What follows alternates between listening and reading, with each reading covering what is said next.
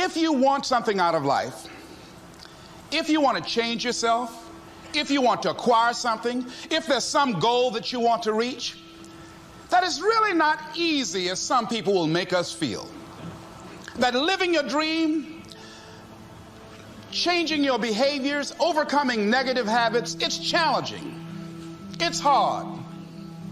Most people go through life never discovering what their talents are. Most people never develop their talents. They have skills and abilities, but if you don't nurture them, if you don't develop them, they will never serve you. Your gifts can take you many places if you develop your gifts. Most of us don't like to do those things that come easy to us. I've always loved to talk to people. I decided, taking this advice, to develop my skills as a speaker. And my gift has developed and it's taken me many places.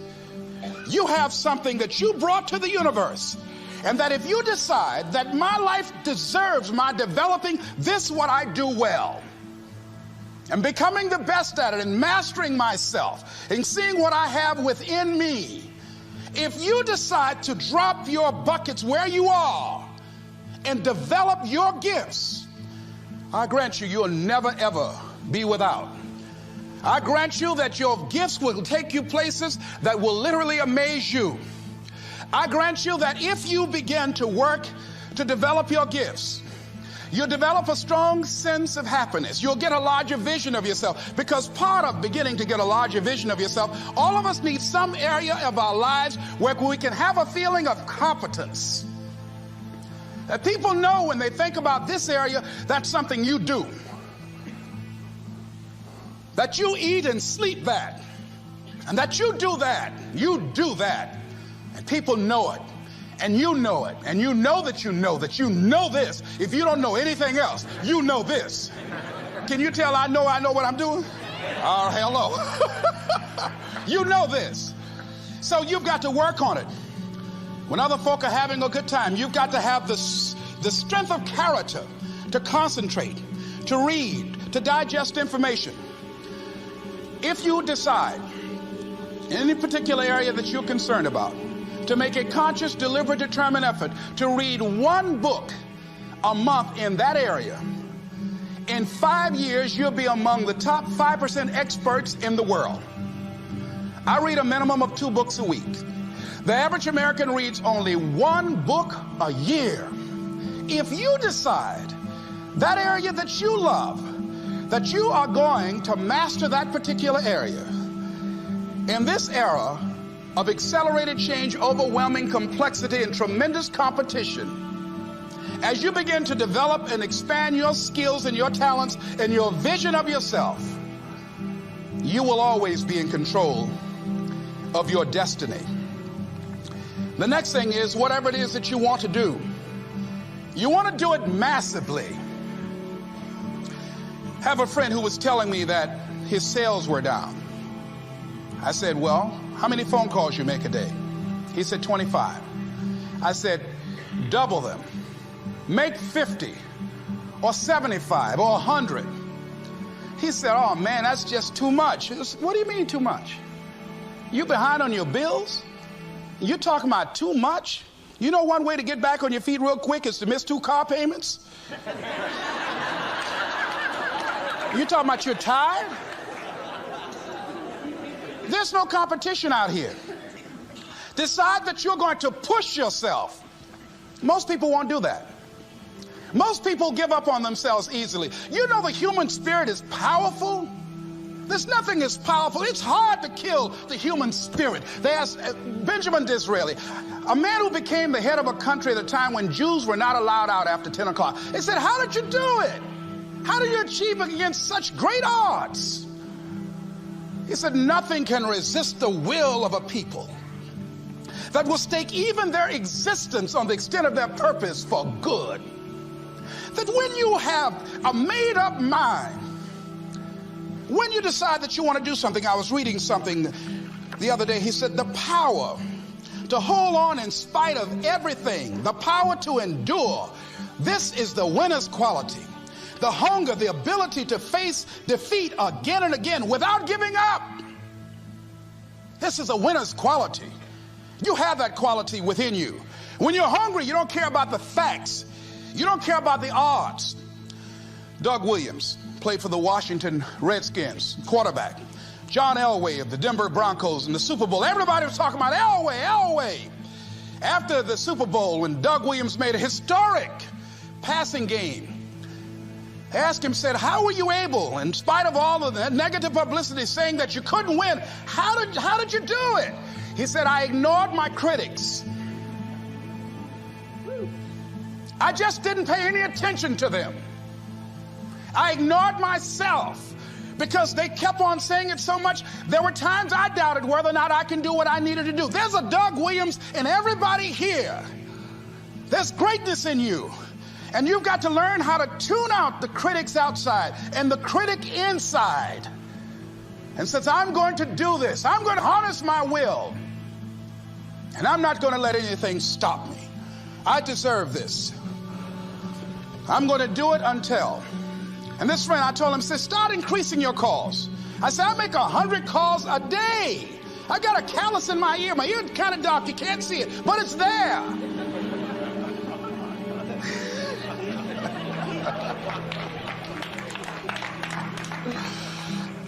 His sales have increased.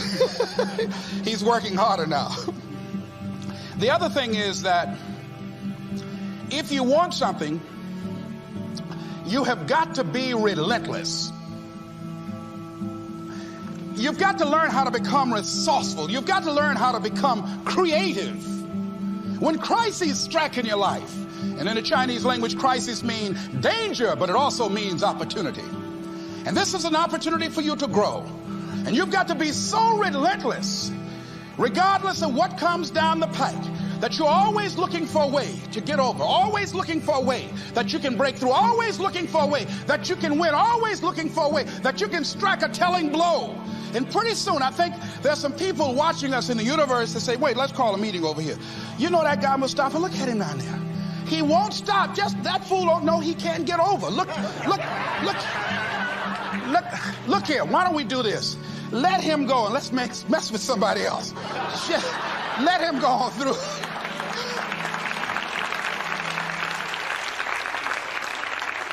Life will just get tired of whipping you sometimes. And just say, let's just let this one go. I believe this.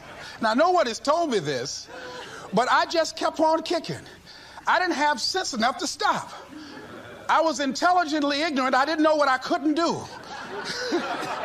So I just tried anything. And the fascinating thing about life, because you can't get out of it alive, you might as well have a good time, you know?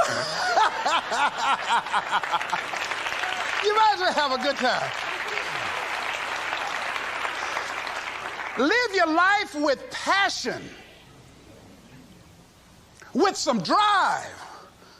I was giving a seminar the other day, and I mentioned that I was going to do some training in August with some young teenagers and take about 100 away to a 2 or 3 day camp and wipe them out. Been working on this. So after the speech, one of the parents walked up to me and said, Mr. Brown, I'd like for you to do something for my son. He's not motivated.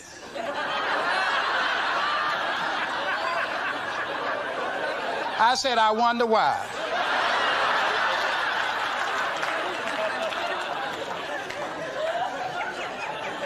I wonder what's wrong with him. He had no fire whatsoever. See, what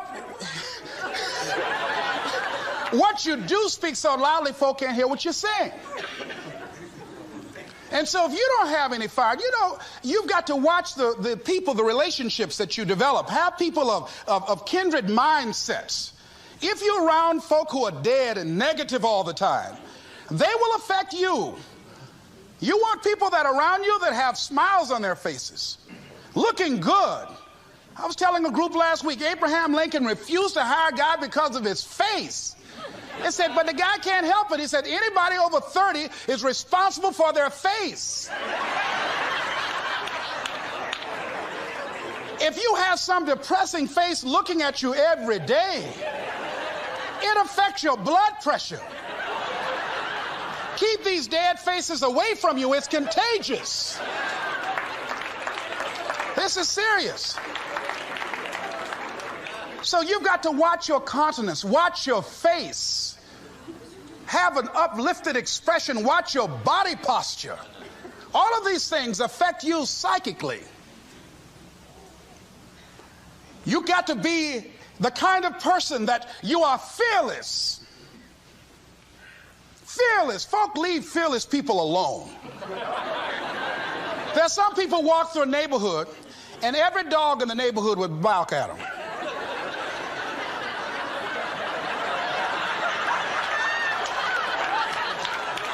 But there's some people come through and ain't nobody gonna mess with this.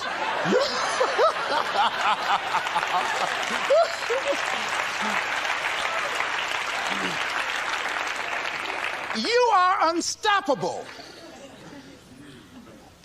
And because you are unstoppable, because you've got power that you haven't even begun to use yet, you owe it to yourself to release your brakes. How many of you have had the experience of pulling out of your driveway and you mashed on the accelerator and the car was just going, and couldn't move, and you mashed harder and it couldn't move, and then you discovered you had your emergency brakes on. And then you release those emergency brakes and it goes, choo! Have you ever had that experience before? Most of us go through life with our brakes on, holding back, not giving all that we have, not sharing all of ourselves. Most of us go to our graves still holding on rather than releasing it. What are some of those things that keep us from releasing it? Because of past experiences, past defeats, past pain. We look back, well, it didn't work out then. It probably won't work out now. Many people get confused their performances with who they are. I was reading Pat Riley, the coach of the Los Angeles Lakers.